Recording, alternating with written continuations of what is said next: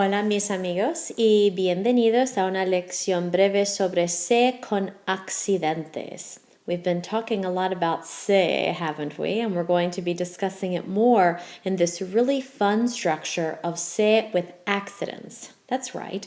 This structure is going to allow you to talk about things that went wrong, accidents that happened, or things you did unintentionally. So it's pretty fun, and there's more to that I'll share with you as we get embedded in it. But we'll start with reviewing. Similarly to how we reviewed in the presentation on impersonal sé, I'm going to ask you those same questions to make sure we're all on the same page. Cuando usamos sé, ¿qué es lo que ya sabemos acerca de sé? When do we use sé? What do we already know about sé? So just like you did in the impersonal sé presentation, feel free to take a pause and brainstorm all you know about using sé. And then go to the next slide. Bien, at this point we know 3 official uses of sé. We know that we can use sé as an indirect object pronoun, as in, el médico da la receta a Lola. That sentence can be shortened to se la da, and in that case sé is an indirect object. Preparo el pollo para mi abuela, se lo preparo. And again, these are ideas that you can review with previous chapters in our text. And just let me know if you have questions or need more help reviewing those, because they are important concepts. The second use of sé we know is sé as a reflexive verb. When you do something to yourself, get it? Self, S-E, sé, it all kind of connects. Juan se levanta a las 6 de la mañana y Susana se ducha después de correr. Things those people do to themselves. Juan gets himself up and Susana showers herself. And now we can add in a third use of sé with impersonal sé. Se habla español en esta clase y se leen libros en la biblioteca. So that's all old news. Let's move onward. Now we're bringing in sé with eventos accidentales. And what you see in front of you is a graphic that is a formula you should memorize. And the good news is that if you memorize this formula, you will get these right every single time. If you don't memorize the formula, then you won't be able to get them correct. So it's important to memorize the formula, and let's start to break it down step by step. The first step is sé. Yep. Every single time you use the structure, you will use the word sé. That's step 1. Can't miss that one. Step 2 is having an objeto indirecto. Well, the indirect objects are me, te, le, nos, os, and les. Hopefully you already know those, but you can review them right there. And that tells who this event happened to. So we're talking about accidental events. What's something you've done accidentally in your life? I know you're all very, very conscientious students, but maybe at some point in your life you forgot to do your homework.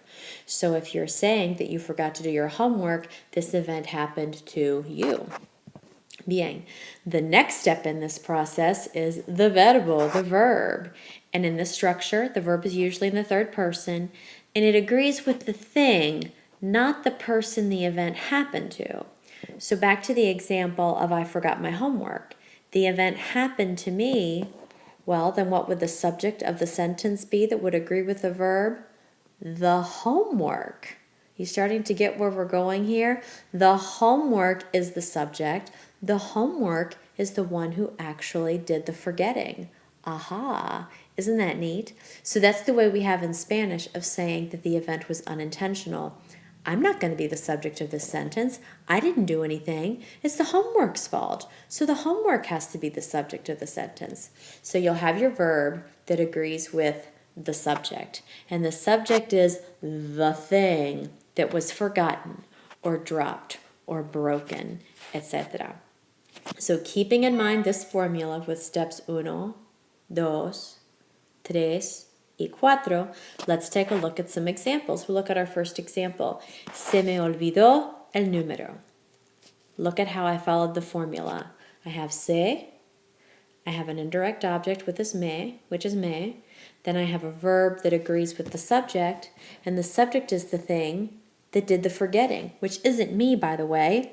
The number forgot itself to me. I'm an innocent bystander in this tragedy. Se me olvidó el número. You can think of it this way. The number forgot itself to me. That's an awkward translation, but it's a way to get them right. Se me olvidó el número. Let's look at another example. Se le rompieron los platos. Let's start from the end of the sentence. The plates broke. Notice how the plates and broke agree with each other. Los platos rompieron. The plates broke themselves to him. Se le rompieron los platos. Y entonces otro ejemplo, se nos dañó el coche. Again, we didn't do anything wrong. It's the car's fault. The car did this breaking down. It just happened to happen to us. Se nos dañó el coche. The car damaged itself to us. And that's the order in which things happened, ¿verdad? Muy interesante. Let's see if I can erase all this for you, clase, and clean it up so that you continue to use this slide as reference if you need to. Muy bien. That leaves it nice and clean for you so you can go back to your formula with these. Se, followed by an objeto indirecto, then your verb, and then your subject. Let's move on. Bien. What are some of the verbs you'll commonly use in the structure? Here they are. Caer, dañar, olvidar, perder, quedar, romper. So here in the next column, you have a great opportunity to review the meanings of those infinitives and then some examples of all of them in action following the formula that we just learned. Se me cayó el plato. The plate fell itself to me. I didn't drop it, right? It couldn't possibly be my fault. The plate fell itself to me. Se les dañó el coche. The car damaged itself to them. Se nos olvidaron las llaves. The keys forgot themselves to us. Those darn keys. Why do they do things like that? Se te perdió el libro? Did the book lose itself to you? Se me quedaron los boletos en casa. Oh no, the tickets remained at home to me. Those darn tickets stayed at home. I can't believe it. I didn't do anything wrong, but the tickets just stayed at my house. Y se le rompió el brazo. The arm broke itself to me. It's not my fault that I was hanging from a tree. The arm just broke. I couldn't do a thing about it. So it's kind of fun to play with that change in meaning when we use these structures in Spanish. Now, I want to be clear about one thing. When people use these structures in Spanish, are they actually saying that things aren't their fault and trying to claim that they're innocent? Probably not. But it's just a way of saying that something happened and you didn't mean for it to happen.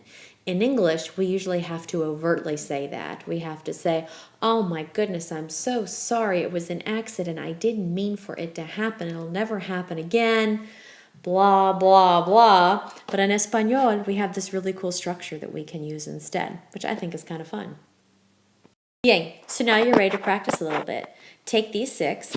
I've given you the equivalent in English in parentheses, but you will use our new formula. So make sure you're using our formula, se plus an indirect object plus a verb that agrees with the subject, the thing that did something wrong. Give these 6 a try, pause the presentation and take your time, and then you can check yourself on the next slide. Bien, and here's some respuestas for you, amigos. Número 1, se me olvidaron los libros.